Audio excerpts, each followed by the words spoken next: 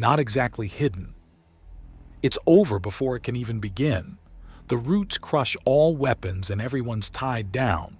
Those stupid enough to breathe fire find themselves gagged for their trouble. Under his every step, the world shatters to reveal it writhing with life, roots and vines that vanish through the increasingly dark night like snakes as the distant screams shift suddenly. There is a whisper from beyond, something Cal's Tarn cannot fully hear, but the sorcerer Morg Archon merely nods. "I see," the sorcerer says, and some, but nowhere near even half, of the fighters are let go. It's always so much easier when the enemy is in uniform, makes sorting out who to kill and spare so very easy. There are muffled screams as women start sinking slowly into the ground, the roots covering them more and dragging them down. The night turns darker as the fires are snuffed out, leaves and vines covering the buildings and drinking in the flames. The city's power is out, leaving only starlight to see by. As eyes adjust, Morg Archon crouches down and Cal's Tarn is let off his back. "There is more for me to do. See to your family, child." "Cal's." He can place the voice now. It's his sister, Armis Tarn. He rushes up to her and she hugs him closely. "What did you do?" "I got help. They're going to save us," Cal's Tarn says as he holds her. "Who else is still alive?" I don't know," Armis admits. "See to them, child. Leave murder and mayhem to the grown," Morg Archon states as he walks over to where he had entombed the belligerent. From the earth sprouts their weapons, at least the ones that are undamaged. He grabs the nearest one and throws it to the nearest fighting woman. "There are more and better weapons in the dead hands of your foes. Gather them. There is war to wage."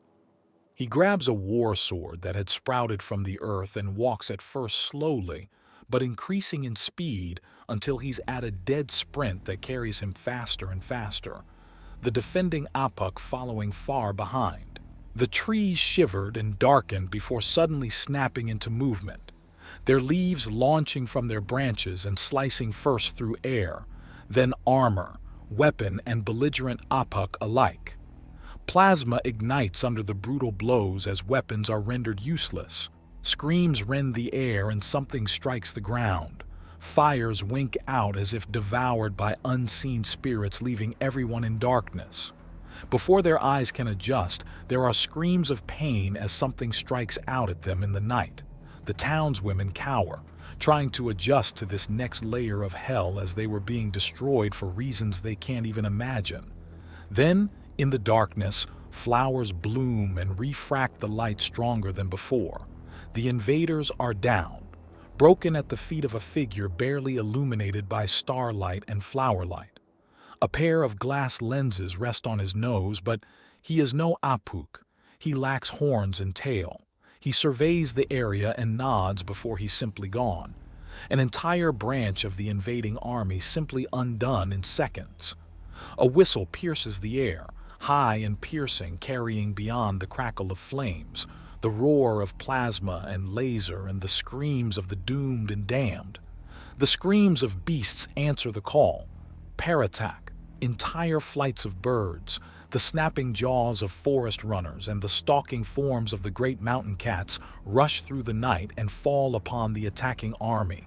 Fire dies as crawling vines eagerly wrap around charred and burnt buildings to snuff them out, allowing only a single figure, standing upon the ruined structure of the town hall, to be seen in the starlight.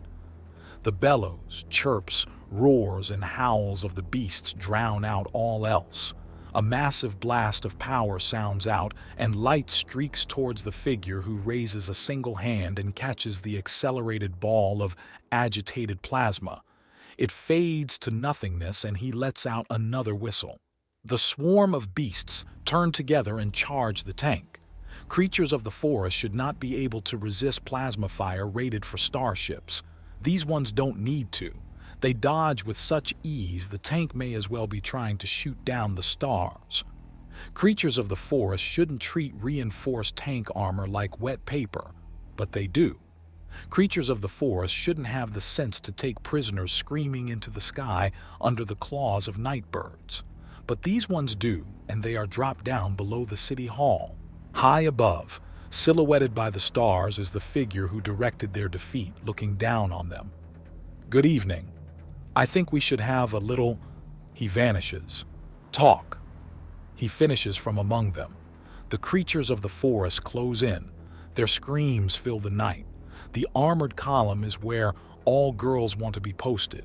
You get a climate-controlled ride and firepower so over the top that you barely even have to use it.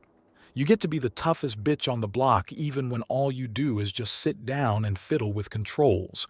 The exertion of a child's toy with all the respect of a seasoned warrior. It's perfect. Then an alarm starts to blare. The void is going on? The tectonic sensors are off the chart, but that doesn't make sense. This place is geographically stable. They don't have earthquakes here, let alone ones that can... The entire tank falls. They hit the roof and then the floor as something catches the tank. It didn't land. That was too soft to land on anything. Something had grabbed the tank. "What's happening?" she demands the sensor woman. "This shouldn't be happening. These idiot townies shouldn't have anything that can even dream of messing with a tank." Something. The tank's power dies. "We need to evacuate. Something's crushing the tank." They force open the hatch and climb out, only for things to grab at them and pull them screaming from their armor. They're held in the air and can only vaguely make out numerous figures standing on either side of a fissure's edge. A fissure the entire tank column's been devoured by. More screams join the night as roots rip women out of their tanks to hold them. "Is there any mercy to be had, ladies?" a soft and masculine voice asks, echoing off every strangling root and the walls of the fissure itself. "Kill them! Kill the evil bitches!" one of the watching women shouts, and the fissure slams shut, erasing an entire advance and billions of credits in military hardware. Streams of plasma light the night as they turn their weapons onto the greenhouses. The entire village had been slated for complete decimation. The other squads were to take prisoners and loot the place, but these girls were to reduce things to ash. From the exotic herbs and fruits in the greenhouses to the animals carefully reared on those fruits to augment their taste into a delicacy that supported the entire town. Before dawn, the entire community had to be a blasted crater, and it was her job to make sure things were extra crispy. A notice comes over her visor and she rolls her eyes. Some stupid girls are ignoring protocol and turning off their trackers. Entire columns are doing it. Stupid girls clearly wanting to grab a little something extra off the books and get a bigger cut of the loot. Clearly they didn't know how to hack it to give false coordinates instead. Stupid. "What the?" she asks, as for no apparent reason the plants of the next greenhouse just don't burn. That's just weird. "Are you girls seeing this? Something's up, conflagration. We need to know what's going on."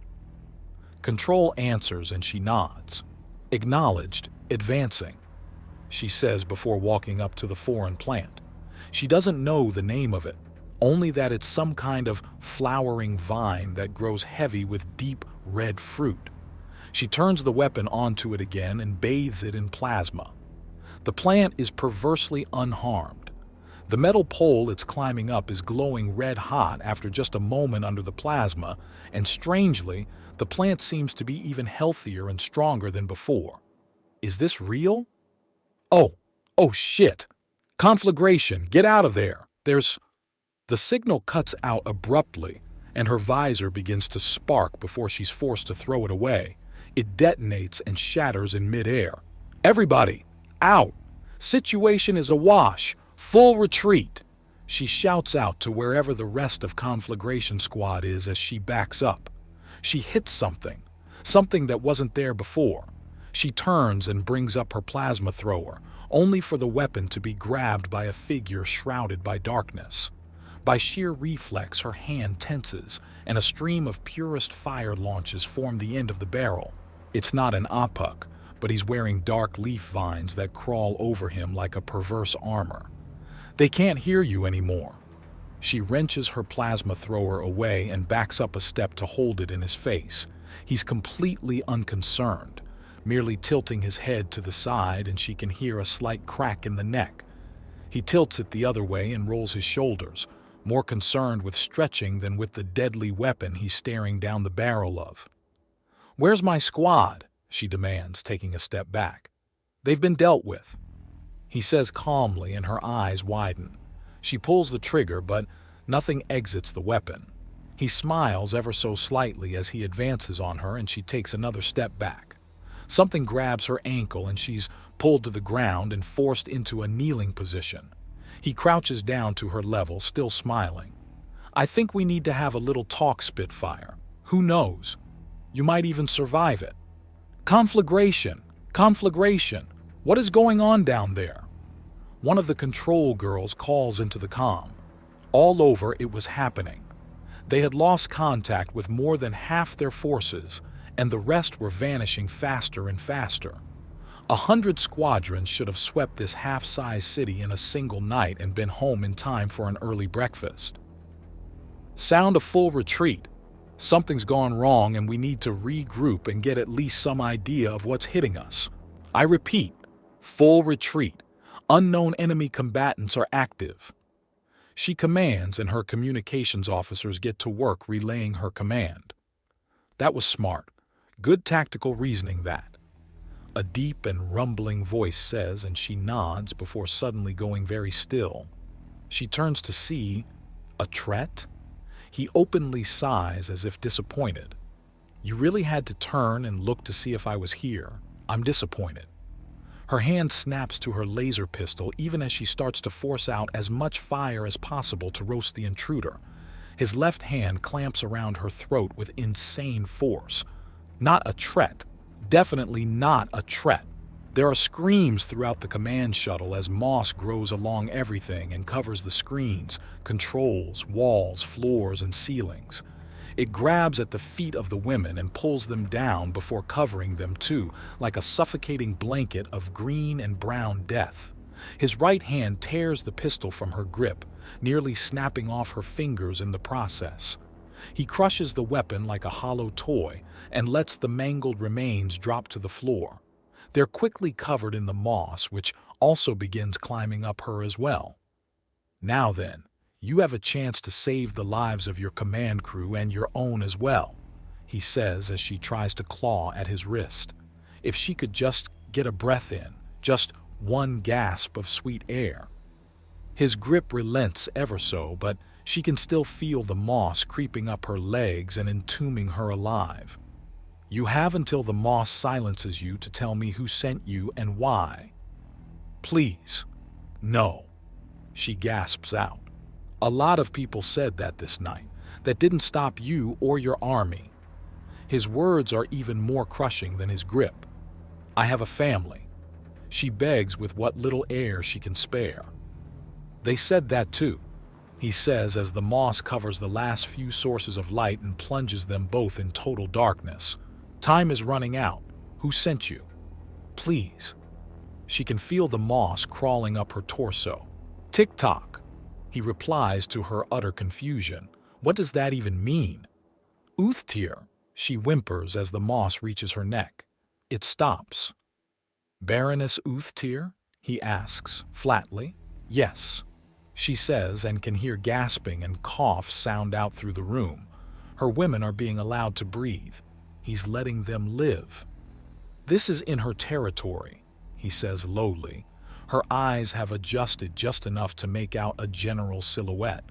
It's the most terrifying thing she could even imagine right now.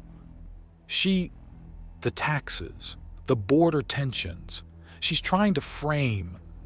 The grip becomes even more crushing and the moss grows along her arms to hold them still. He then reaches for her moss-coated communicator and tears it out of the plant life. The illumination of the screen makes him look like the only thing in existence. "What's the password?" he asks her. "Tell me the password, and I let your throat go." "Shellcracker in Cinder Tongue." She gasps, and instead of frowning in frustration, he nods. He inputs the code and the device burns itself out as commanded. She's slammed into the ground even as they're plunged into pitch darkness once again. So you did lie to me. It sounds like I'm going to brush up on the old interrogation skills. Don't worry though, the wood won't let you die until I'm done. She screams as the moss digs in.